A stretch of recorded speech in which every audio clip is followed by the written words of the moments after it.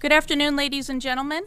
I'm Lieutenant Colonel Lindsay Elder, and thank you for joining us here today to discuss these Army's fiscal year 25 budget request. The Honorable Gabe Camarillo, Undersecretary of the Army, and Major General Mark Bennett, the Director of the Army Budget, will provide you an in-depth overview, then take a few questions. Attribution is on the record. Please hold all questions until the end and once called upon. For transcription, please state your name and your news organization. Please limit your questions to one and one follow-on. And tomorrow we will also hold a telephonic media roundtable, March 12th, where you'll have another opportunity to ask additional questions. We have 40 minutes for today's event. Gentlemen, the floor is yours. Well, good afternoon, everyone. It's so great to be here with you to discuss the Army's FY25 budget submission. For the third year in a row, I am joined by Major General Mark Bennett by my side, and we look forward to going through a few points. I think Deputy Secretary Hicks pointed out earlier today that budgets reflect priorities, so we look forward to the opportunity to discuss some of the Army's priorities for the FY25 submission. Next slide. I'm going to start by just pointing out that our budget overall is $185.9 billion for FY25, and it's consistent with Secretary Austin's priorities. It is first about defending the nation, making sure that the Army has a combat credible and fully ready force. It fully funds all of our readiness, CTC rotations, flying hours, and it also makes significant investments in exercises that build readiness.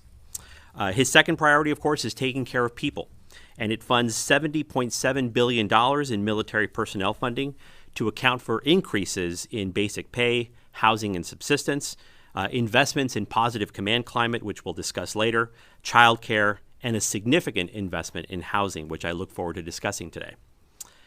Also, it continues to fund the transformation of our recruiting enterprise. Third priority for Secretary Austin is, of course, succeeding through teamwork, and I would just note here that the Army is indispensable to the United States' ability to build ties with allies and partners. And you'll see reflected in the 25 submission a significant investment in campaigning exercises, particularly with foreign partners and allies as well. Next slide. I'll turn it over to General Bennett. Thank you, sir. Again, my name is Major General Mark Bennett, and I'm honored to serve as the 32nd Director of the Army Budget. This slide shows a comparison between the FY23 enacted appropriations, last year's FY24 President's budget request, and this year the current FY25 President's budget request. I will note the information presented on this chart and throughout does not include supplemental funding unless we annotate otherwise. In the aggregate, you can see our total budget request, again, is $185.9, roughly $429 million more than the FY24 request, or roughly 0.2% increase. You'll also note that for the third year in a row, all those that are shown there, all in base funding. Our military personnel accounts grew $821 million from the 24 request level, roughly 1.2%. This was due to primarily rate adjustments to include 4.5% for the basic pay raise, 3.9% for the basic allowance for housing, and 3.4% for subsistence. The Army's 25 military construction and Army family housing request of $3.9 billion is an increase of roughly $1.1 billion and supports a total of 45 projects across the total Army, including 9 barracks projects, 3 child development centers, and 1 youth center. These facility investments are focused on the quality of life for our soldiers and their families. Our operation and maintenance funding request decreased $640 million from the FY24 requested levels, or roughly 0.9%. Our O&M counts fund required unit readiness to meet directed readiness levels and base global force management allocation plan requirements. The O&M appropriation does account for planning assumptions of recently announced force structure changes. It also funds our recruiting initiatives and our transformation of our recruiting enterprise, which we'll talk about shortly as well. The RDT&E decreased about roughly $1.7 billion, reflects moving into production from RDT&E, as well as reshaping and optimizing our R&D efforts. And lastly, the procurement request is up 4.5%, or roughly $1 billion more than the FY24 request, as the Army pursues key and essential equipment that supports the Army modernization strategy that's aligned with the National Defense Strategy. The Army continues investments in long-range fires, air defense, and deep sensing capabilities, along with organic industrial base investments that include recapitalization projects and production-based support efforts. I'll now turn it back over to Mr. Camarillo, who will discuss with you our recruiting enterprise transformation. Before we get off this slide, I just want to point out on the decrease in RDT&E from FY24 to 25 reflects a number of our large programs transitioning from the development phase into production. Two such examples in this budget are AMP-V and then, of course, CH-47 Block 2 as part of our aviation rebalance, which I'll discuss in a little bit. Next slide, please. So I want to talk a little bit about end strength and recruiting, which has been a topic that I've been reporting on in these briefs for the last 2 years. In our FY25 submission, we do have an active duty, Guard, and Reserve end strength that's reflected on this slide. I'll just read the numbers. For the regular Army active component, the 25 request funds 442.3 thousand soldiers. For the Army National Guard, it's 325 soldiers, and for the Army Reserve, 175,800 soldiers across the board. It obviously reflects that we continue to work our way through the current challenges with recruiting. I do want to highlight that this budget submission will aid us significantly in our ongoing efforts to transform our recruiting enterprise from one that was really set in the 20th century to one that will actually help us to recruit, identify, and attract the workforce that we're going to need well into the future. There's a couple of recruiting reforms that Secretary Wormuth and General George had announced previously earlier this year that are reflected in the 25 budget. The first of which, of course, is including the development of a professionalized recruiting and talent acquisition workforce, where we're creating an MOS, a military occupational specialty for recruiters for the first time, an expanded focus on the recruiting market beyond recent or immediate high school grads to those who have graduated in the last few years, reflecting the fact that it's very hard for an 18-year-old high school graduate to think about a long-term 20 or 30-year career at that juncture in his or her life. Often it's best to expand our focus to more students who have recently graduated or come out of high school, maybe even had some college, as they begin thinking about a long-term career. There is ongoing efforts to improve the way we select military recruiters and how we train them. You'll see that reflected in the budget. And then, of course, taking Army Recruiting Command and elevating it to a 3-star command that directly reports to the Secretary of the Army in an effort to definitely reflect the importance of this particular mission. There are ongoing efforts that are reflected in the 25 submission as well. Continued expansion of the Future Soldier Prep course, one that we continue to see with a lot of success, 95% graduation rate over the history of this program.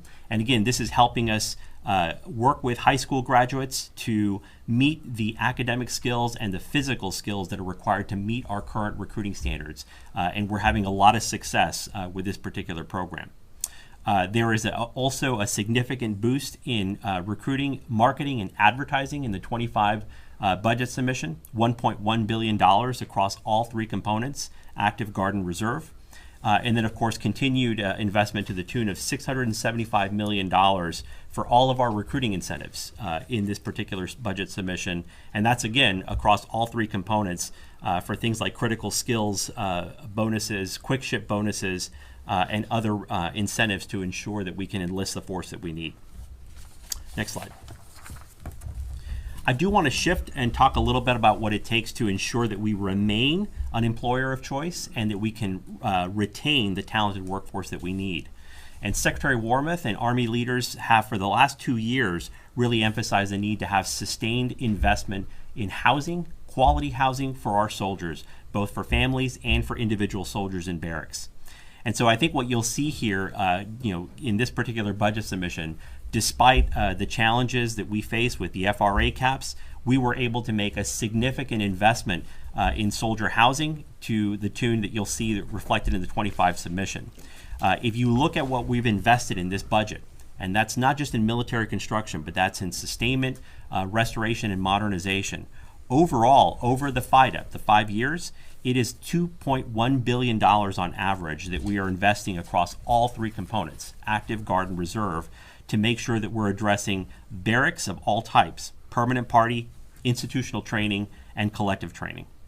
As General Bennett has said, there are 9 barracks projects in FY25, which is higher than we had last year to the tune of $935 million.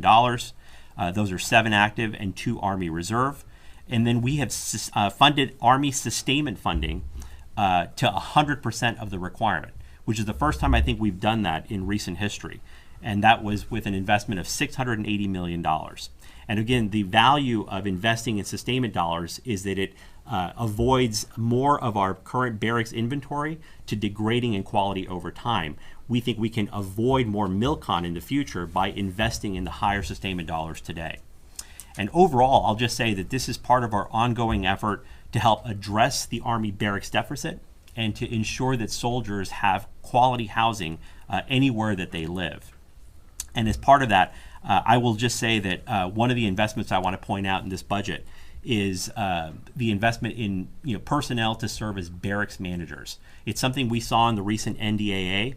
These are personnel that are going to be responsible for ensuring that maintenance is done on time, that we can address critical deficiencies in the quality of barracks, and we are putting money in this 25 submission to be able to get after that requirement.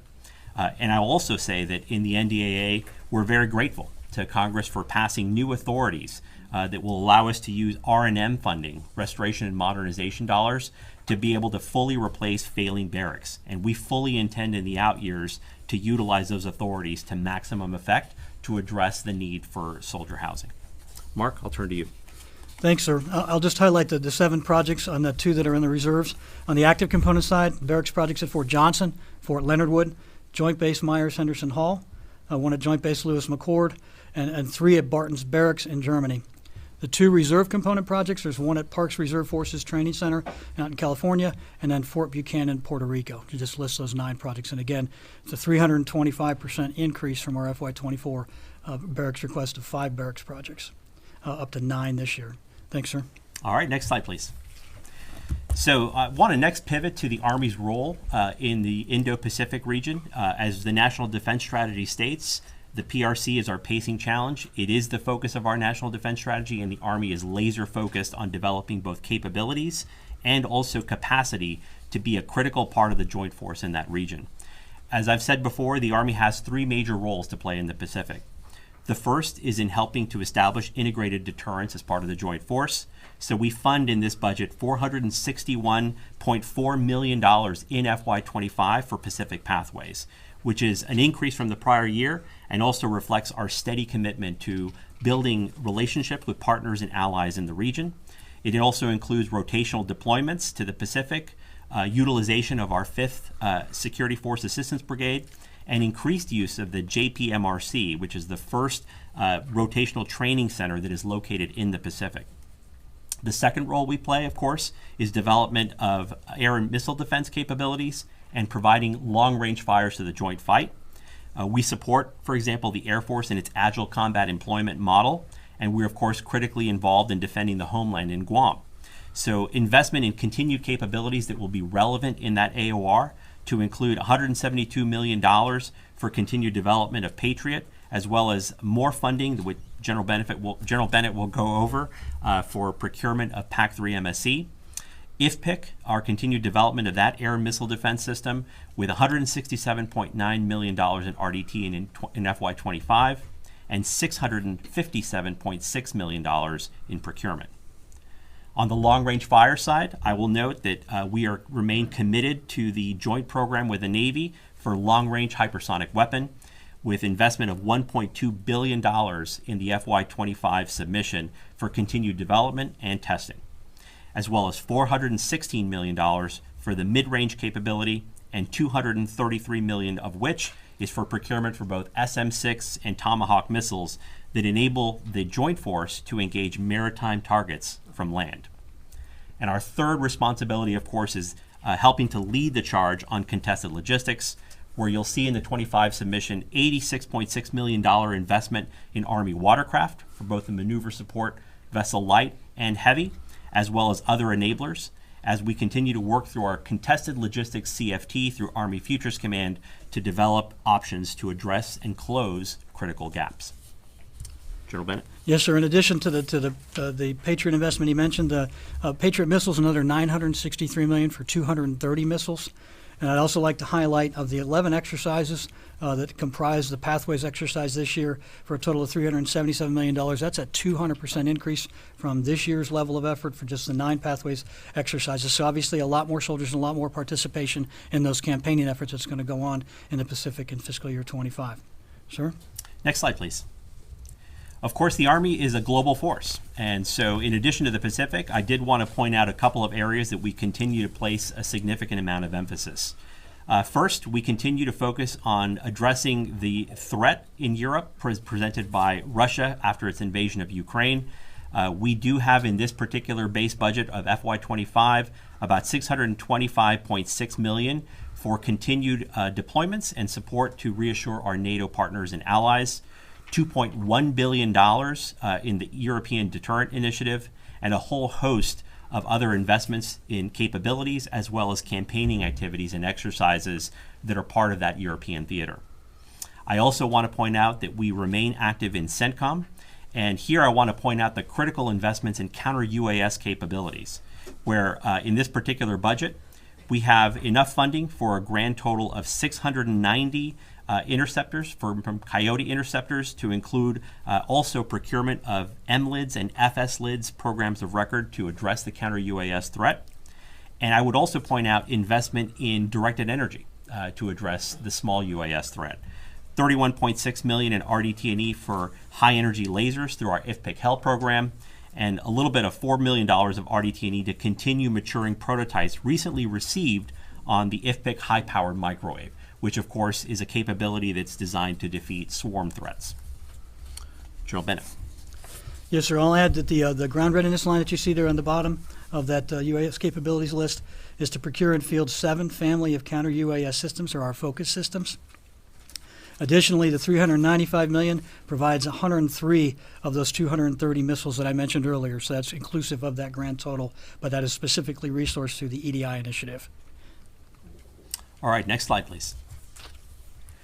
Of course, as I mentioned earlier, readiness has been our priority, and this is a budget that fully funds our readiness requirements. I mentioned 22 CTC rotations, fully funding our flying hours for aviation, and I would just also note 4 rotations in the JPMRC in Pacific. I would also say that as we have recently revised Army force structure, we have accommodated that and reflected that in the FY25 budget submission. So the growth you'll see in the out years include the full build out of the 5 multi-domain task forces, 4 IFPC battalions, 9 counter-UAS batteries, and 4 MSHORAD battalions. General Bennett. The investments that he just described represent only a sample of the Army's full capability growth that we've recently announced. But our continuous transformation efforts in fiscal year 25 as well seek to internally fund unit-level experimentation to test new equipment, organizational formations, as well as tactics, techniques, and procedures. We will seek to experiment with autonomous systems such as counter-UAS, as well as including some of the human-machine integration systems managed through our Army's Future Command efforts. Sir? Next slide, please. So this slide, I want to focus a little bit about critical munitions and what we've been doing to address this in the FY25 base budget. But I do want to point out at the outset that to understand how the Army gets healthy, how the United States gets healthy on critical munitions, it is utterly dependent on not only the base appropriation, but also the supplemental. So you'll see, first and foremost, that we've been able to leverage a significant amount of investment, thanks to the prior support of Congress on supplementals, to expand production capacity in critical munitions. These have been investments both in the organic industrial base and in the defense industrial base to meet expanded demand. We need that investment in order to be able to build back and buy back our inventories and to accommodate what we see as heightened global demand that's going to be sustained for a long period of time.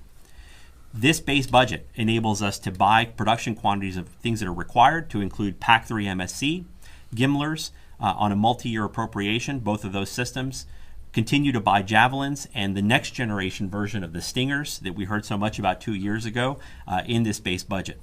But I do want to point out the point of the graph that I illustrated. I know it's a little bit hard to read from the screen for those of you that are in the room, but what it's intended to show is in one particular example, and this is 155 artillery, in order for us to reach the top line of that graph, which shows how production capacity increases over time, The x-axis goes from FY23 to FY26.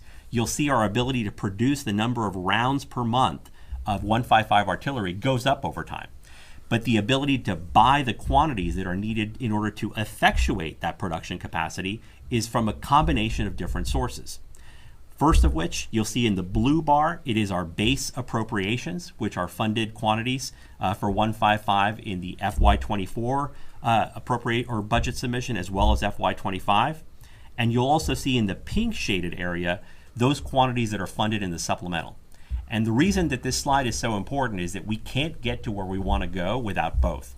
And you'll see in that red portion of the top line where the expanded production capacity is not made possible unless we get this current FY24 supplemental that is currently pending in Congress. So that top line, you see the production capacity starts to go up, and then it kind of turns into a red line in FY25.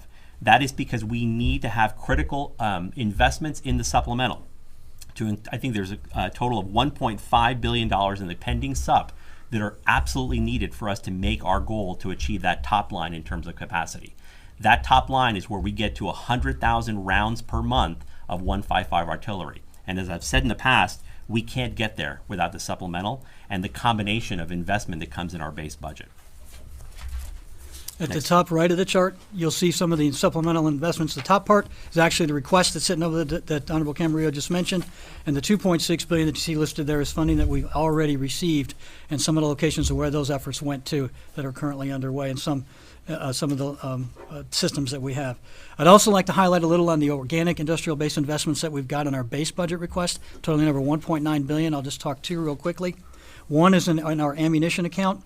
Aimed at $643 million to work to improve at the facilities at Holston, Iowa, Radford, Scranton, and others, as well as another Abrams upgrade recapitalization effort for about $112.8 million that'll be at the Lima Joint Systems Manufacturing Center. So two ways we're taking actions in our base budget to get after improving the organic industrial base. All right, next slide, please. Continuing on the theme of Army modernization, I do want to take just a moment and highlight our continued momentum that I continue to emphasize in our ability to deliver on the modernization priorities that we've had a few years ago. There are some significant milestones of note in the FY25 submission that include significant achievements in FY25. I know that one of the questions that was asked of Undersecretary McCord just a minute ago was PrSM Inc. 1 missiles, which continue to field in the fourth quarter of FY25.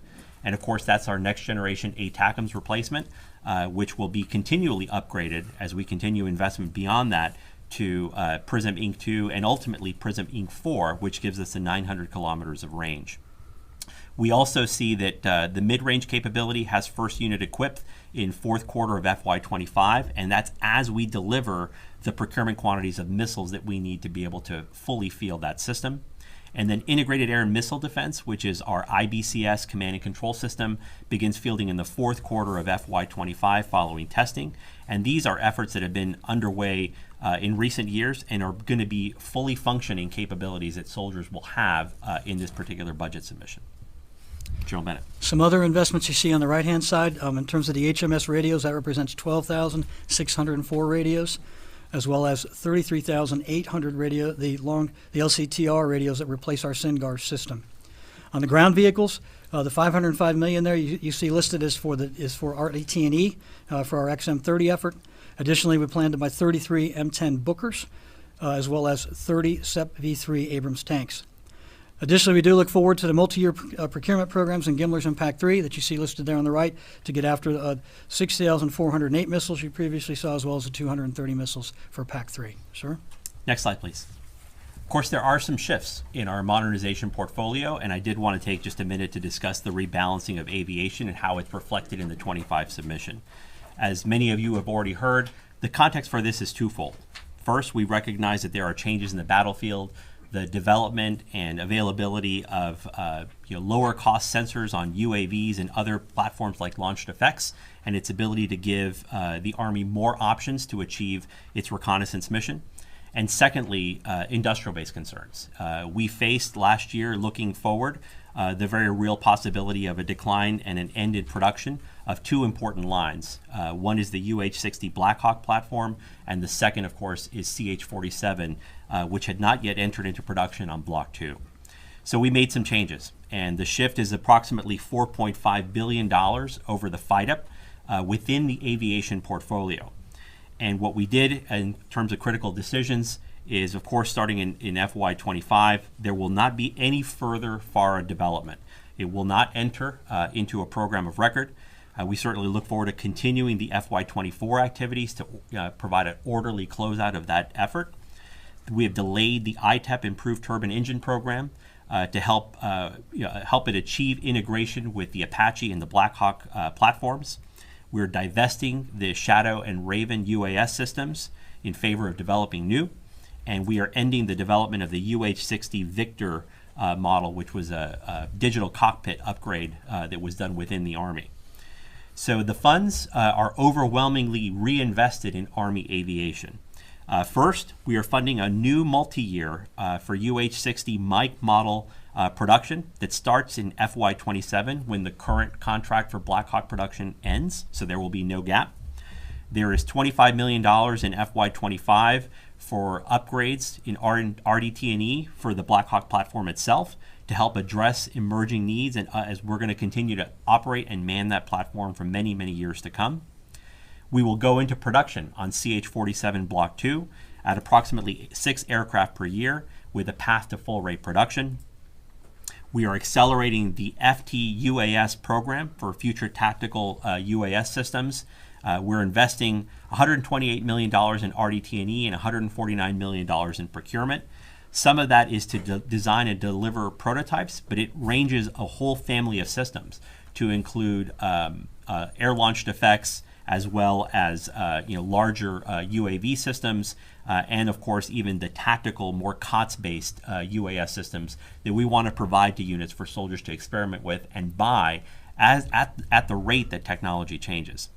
I will also point out on this slide as well that we will continue FLRAA development over this FYDP, and it's fully funded within this program. Next slide, please.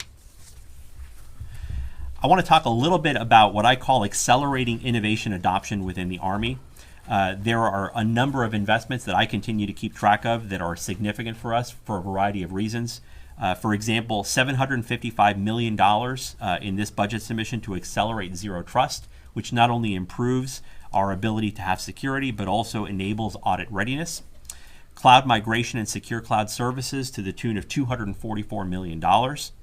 And as well, we are funding a number of efforts to change the way that we buy technology that shifts very rapidly over time.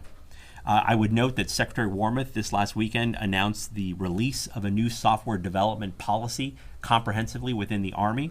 And what this policy now does is it aligns the Army to best practices and supports new buying models on how we deliver and develop software.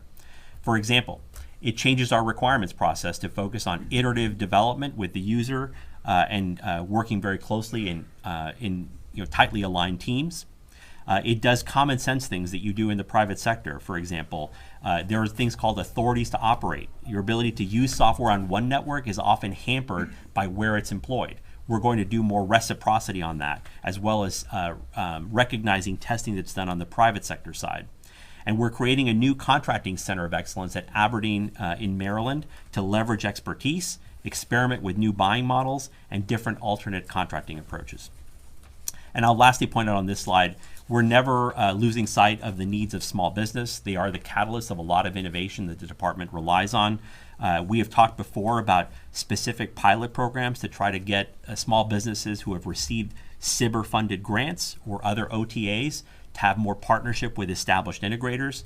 We called that Project Vista, where we would give in source selection on programs of record source selection credit to integrators that teamed with these SBIR-funded or OTA-funded small businesses. You'll see that there's a number of programs that are going to take advantage of that in FY25 to include SMET to the tune of $24 million and a couple of others that are listed on the slide. I'll go to the next slide. Building positive command climates at scale is absolutely critical for us. I would just say that it is one of our top priorities, and people obviously are our top priority. And in this particular budget, there's a couple of highlights. The Office of Special Trial Counsel is fully operational. We fund pilot programs that are showing a lot of promise at some of our installations, like vignette-based training with regard to particular issues like sexual assault and suicide prevention. And those examples are at Fort Cavazos and Fort Drum. And we continue to place a lot of emphasis on the right type of suicide prevention training, access to behavioral health, and counseling when soldiers need it. General Bennett. Additionally, I mentioned the 3 child care development centers and youth centers there. Subsidies for child care continue as well, with focused efforts for our actual child care development staff to allow them to also to entice them to come work with us to support our families and our soldiers. Additionally, we are expanding our holistic health and fitness program by adding 15 additional brigades for a total of 71 across the Army. And lastly, financial counselor is also important. $24.4 million supporting 187 individuals, FTEs, to educate and train our soldiers on individual financial counseling techniques to help them manage their own budgets. Sir, back to you. Next and last slide. I won't really brief this slide in detail. A number of you have heard me say a lot about this, and I think this is where Deputy Secretary Hicks started her press conference, which is it's very difficult to project where we need to be or achieve what we want to accomplish when we do not have stable and predictable funding. We're doing this press conference today without an FY24 appropriation, and the Army is very much dependent on the current supplemental that is pending before Congress. There are operations costs that are funded in the supplemental that we really need in order to relieve some of the pressures that we currently face under the CR, and we need the certainty of the ability to fund the procurement, the funding for people, and other expenses that we need to cover that we cannot address until we have both the appropriation for 24 and the supplemental. So I look forward to your questions. Thank you. And again, please state your name and your organization for the transcript. Ma'am. Thank you. Tara Kopp with the Associated Press. Thanks for doing this. I wanted to go back to Ukraine, particularly because so much of this is Army systems that are sent forward, Army presence. DoD as a whole is about $10 billion in the hole on Ukraine funding right now. How much of that is impacting the Army and impacting your suppliers you work with, like the Patriot producers and the Gimler's producers? Yeah, I mean, that's why we submitted the current supplemental that's currently pending before the Congress. We need the additional funding for replenishment that's in that submission in order to get where we want to go. I just gave you one example with 155 artillery. We set a very public goal for ourselves by the end of 2025 to be able to produce 100,000 rounds of 155 artillery. We can't get there unless I get some of the capacity investments like the TNT factory that are funded through that supplemental. So it's absolutely critical to us. But is the Army, I guess, is the $10 billion coming out of the Army's budget right now? Are you guys in the hole because of Ukraine? Well, right now, we're very much dependent on, kind of the need of that supplemental. So, if we do not get the supplemental, I think as the deputy said earlier today, we would have to address that in some way in future year base budgets. Hi. Hi, Ashley. A lot of new missiles and weapons coming on, PRISM, mid-range capability, maybe a hypersonic weapon. Do you have agreements in place with any foreign countries that you could deploy these weapons to? And then a follow-up. Yeah, I mean, I'm not prepared to speak to specific agreements to host the weapons. I will just say that for many of these capabilities that they come online, they are subject to rotational deployments around the world. Some of which is decided, of course, by the Joint Staff and the Secretary of Defense. So we'll work through that as these systems come online. Okay. And then the mid-range capability. You had 2 in FY25 that you were hoping to get, and then 1. Is 1 already deployed yet, and is it in the Indo-Pacific region? So we have one that the equipment and the initial quantities of missiles are already available. But we are, in order to be fully ready, we need to be able to get the munitions depth, and that's where we need to buy the additional quantities of both SM-6 and Tomahawk that were actually funded going back to the 24 submission. And I'll ask General Bennett to chime in. Yeah, the 32 missiles that I mentioned, there's a Tomahawk Block 5A, 19 of those, as well as the Block 5, 13 of those. Additionally, in the procurement dollars, fabrication for the for Battery 5 ground support equipment is all in that request. So in order to field it, you need to have FY24 dollars to get the magazine depth in order to field it. That's In order to be where we want to be, to call it fully fielded. Long-range hypersonic weapon question. Last year you had a couple test failures that delayed the FOU on it. What investments have you made in this budget to address the testing and potential to get it, just beef up testing? And on the IRCA program, could you talk about the way forward, given that apparently the prototypes have not met muster? Sure, I'll deal with LRHW first. So it's a joint program, as we always say, with the Navy, and we've been working very closely with them to deal with some of the root cause analysis and to develop a test plan that will hopefully get us back to a test launch later this summer. We remain guardedly optimistic we'll be able to do that, and the rest of the funding that's in the 25 submission is for continued development and ultimately procurement of that system. So you slowed it down a little bit and you put more money into testing and evaluation, it sounds like. There was some kind of additional testing that we needed to do that was more sequential leading up to this summer. So obviously it backs the program up a little bit, and so you'll see that the funding that's reflected in the 24 submission is just aligned to where the program's going to execute moving forward. Okay. And on IRCA, obviously when we placed a lot of bets when we started all of these modernization priorities, and the vast preponderance of them have gone very, very well and exceeded our expectations, but some have not. And so the development of the prototypes for the IRCA capability was one example where we face a number of different technical challenges and engineering issues. So we are now going to pivot, and you'll see that reflected in the FY25 submission, to do it's going to start with an April 3rd Industry Day, where we're going to assess what non-developmental capabilities exist out there that might achieve similar amounts of range in terms of our long-range fires. And then we'll conduct some more formal assessments of capabilities and ultimately hope to do a down select of something more non-developmental in the near term. What's the implication of the Paladin howitzer program there? They're independent of each other. Thank you. Mm-hmm. Jen Judson. Hi, Jen. Can you say if you are accelerating PRISM? When I looked at the FY24 justification books, it shows that their plan was for 190. Now you're looking at 230.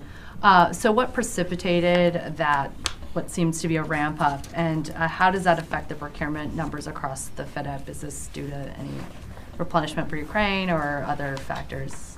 Yeah, I think the main factor there, it's the availability of the system, the need to obviously send a strong signal to the industrial base in terms of a demand signal for production.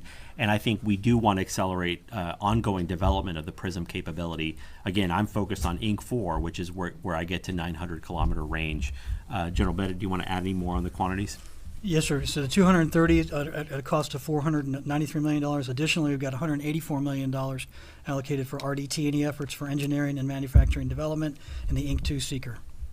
And then across the FedEp, do you have any information on whether you're just buying more to begin with and then not doing as many later, or does the objective remain the same? Yeah, the objective remains the same for now.